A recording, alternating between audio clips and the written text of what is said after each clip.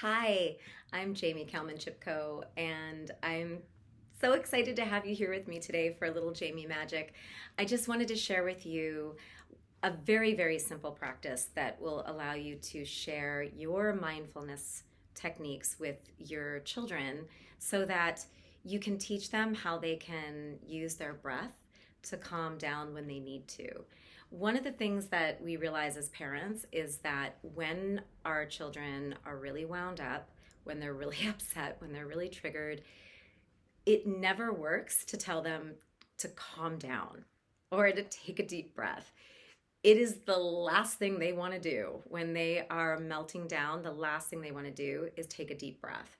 And it can be so frustrating for parents who practice mindfulness because, they're like, oh, I just know how much taking a deep breath calms and centers and grounds me. And I want my child to have that experience too.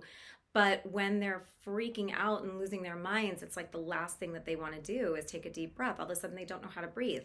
So I just wanted to share with you that I am, as well as being a certified empowerment specialist with adults, I am also a certified pediatric hypnotherapist. And so I do a lot of work with kids, and I work with children as young as 3, and I, can work with kids as old as 100. Because let's face it, grown-ups are just kids in bigger bodies, right? Yep, we're still figuring it out. We're still figuring it out. So let me just share some quick tips with you. Okay, number 1, if you have a child who tends to get worried or have anticipatory fears and worry about the day ahead, maybe it's in the morning, right? When you're getting ready to drop your child off at school. This is a very common time for children to get triggered and for the worry center of the brain to start firing. And all of a sudden, your smooth, peaceful morning that you thought was going so well comes to a screeching halt. And then you're triggered because you need to get them to school on time because you're trying to be a responsible parent and teach the importance of being punctual. And you probably need to get to work or drop off another child. There are just so many things that can pile up and make parents feel emotionally triggered, frustrated, impatient, angry, confused, and then also the child is feeling worried. So they're winding up, they're melting down, and then they're feeling this judgment and criticism and anger from the parent. And then that just like makes all the wheels fall off the car. Right. So if any of this sounds familiar, don't worry, you're not alone. You're probably a fantastic parent. In fact, I know that you are, because if you weren't, you probably wouldn't be watching this video. So the very fact that you are looking for ways to help your child feel more empowered and more peaceful in their minds and their bodies, that tells me that you're pretty good nut. So let me just share with you one simple way to help. Okay. So in the moment, absolutely, when the child is melting down, having a temper tantrum, super upset, gripped by worry, let's say, worry or stress, it is really difficult to teach them any kind of self-soothing technique in that moment. And do you know why? Because you're not really talking to the part of your child's brain or consciousness that's even capable of processing how helpful these tools are. They're not in their rational, pragmatic and organized prefrontal cortex. They're way back here in what's like the primitive brain. And they're back here near the brainstem, and their limbic system, which is the part of our nervous system or our body that's going to be kind of like the feeling brain, right? It's trying to protect us and keep us safe. That is just so activated in the child that they just don't have access to their rational thinking faculties, right? So, and conversely, when you, the parent or caregiver, start to get really riled up, you'll notice that you just don't have the words anymore. Where did those great phrases go that you read about in that great parenting book the other day? Why can't you think of it? Why can't you access the steps of how to help your kid in this moment? Well, that's because you're in your limbic system. So you are actually in your primitive brain, most likely, just being completely triggered to keep your child safe and loved and, accepted. And you're just feeling really triggered, and, you're both not feeling safe and both feeling frustrated. So you're not really dealing with each other's rational mind or nervous system in that moment. So give yourselves a break. So here's what I would suggest. Try to practice mindfulness preemptively. So just like take a second, mom, dad, caregiver, teacher, whoever might be watching this, and just jot down, when do you encounter difficulties with your child where you'd like to be able to say, hey, let's practice our calming plan, right? Let's practice our calm plan or our calm down trick, right? You can come up with your own name for it, but basically it's going to be a way to help the child calm down quickly, and it's going to involve breathing, because we have to breathe. We have to bring oxygen in order to move like a little Pac-Man video game character from that brainstem in the back of the skull up to the front, up to that frontal lobe, to get to that prefrontal cortex, so we can have some, like a handle on our lives again.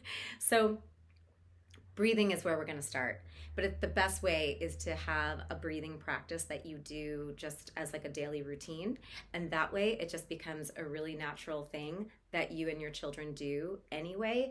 And then it's not like you're teaching them a healing trick in the moment of anxiety, stress, or fear. So a great way to do this is to jot down the moments where you tend to run into issues, whether it's right before you leave the house, whether it's at drop off, whether it's trying to get the child to leave the playground and they don't want to. Maybe it's at the grocery store and they want something that you don't want to buy them. Maybe it's when you're trying to extract them from a play date and they don't want to leave. So think about the times, maybe it's bedtime. So think about the times when you're going to need to help your child calm down, and just sort of be aware that you're going to help them understand that they're going to use this calming technique in those moments when those moments come up. So here's what we're going to do. Let's focus on the breath. A great practice is to just begin to incorporate a time where you breathe with your kids. Teachers can do this with their classrooms. Caregivers can do this. This is a really good thing to do, I would say, during transitional moments. Transitional moments are typically the most triggering for children, especially young children. But they're triggering for adults too. When you're about to leave the house and get into the car, or when you're getting into the car before you start the car and drive off. In the classroom, a transitional moment is when the teacher wants to move the children from the classroom down to the library or to the lunchroom or out to have snack, right? So whenever you're about to make a transition, is a really good time to get centered and grounded so that you can be more present to that next thing, okay? Because what happens normally is we go into a sort of habitual worry mode. And worry will always tell us that something might go wrong, right? Anxiety will tell you that it will definitely go wrong. Worry is a very useful thought. It's like, oh, this is something that might happen that I don't want to have happen, right? Or something that won't happen that I wish would happen. So our goal is not to eliminate worry. Our goal is just to help our children and ourselves not let worry stop us from doing the things that we want and need to do. Okay, so one of the ways that we can manage our worry is to breathe. We need to breathe. So pick a time where you want to breathe with your child. A great moment is when you're about to walk out the door to get into the car. Say, okay, everybody, let's put our shoes on. And as we sit down to put our shoes on, let's take 3 deep breaths. And just do this every day, just once a day. You don't have to do it every time you leave the house. You can work up to that if you want to, but just pick one time of the day where you and your children just stop, press pause, and take 3 deep breaths before you do the next thing. So, for example, my daughter and I have had a routine that we've been doing since she was in preschool, and that's when we go and get into the car and we're about to leave. I turn on the car, and as I'm letting the car warm up, I put my hands on the wheel and I take 3 deep breaths, and I just become very present to the way the steering wheel feels, you know, the vibrations of the car, how I feel my body in the seat.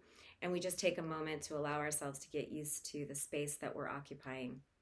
So you have your child do this too. They're in the car seat or they're in the car with you, and just say, okay, we're going to take 3 deep breaths. Don't force them to do it. Just say, I'm going to take 3 deep breaths because it helps me feel really calm and really ready for the next thing. Okay, so you're not attaching the breathing to any kind of outcome. You're not saying, I'm breathing so that I'm not going to worry about what's coming next. You're just breathing to feel calm and centered. And so as you do this once a day as a daily practice, then when you need it in the moment, your child already has this ritual of doing it, this template that understands, oh, when I take that deep breath, I do feel more calm. I do feel more in control. I do feel more relaxed. So it's not as foreign of a concept to tell them to take a deep breath. And it's also not patronizing because they understand, oh, right, that breath helps me calm down. So just pick that one time of the day, whether it's, before you take your classroom, if you're a teacher, if you take your students, to the library for library time, say, okay, we're going to go to the library now. So everybody just sit at your desk and just go ahead and put your hands on your desk and your feet on the floor. And let's all just take a deep breath in and let's let it go. And you can even tell them, say, if you want, you can put a hand over your heart and the other hand over your tummy. Breathe in, breathe out. Okay, let's take a look around. Do we have everything we need to go to the library? Good. Everybody stand up. Let's get in our single file line. And then the teacher, you can be at the door, have your hand. The minute your hand touches the doorknob, that is your cue. It's time for you to take one more final grounding breath. So when your hand touches the doorknob, turn around, okay, and say, anybody else need one final last breath? Let's go. And then off you go. It's a wonderful routine. It's a wonderful way to teach one mindfulness practice of relaxing belly breathing in such a simple way that feels just natural, and it's not lecturing, and it's something that they begin to build as like a muscle memory that they can do when they need it. I hope that helps, and I wish you such a peaceful journey in your parenting and in your life and with your little nuggets. Thank you so much for watching Jaime Magic, and I will see you next week with another video.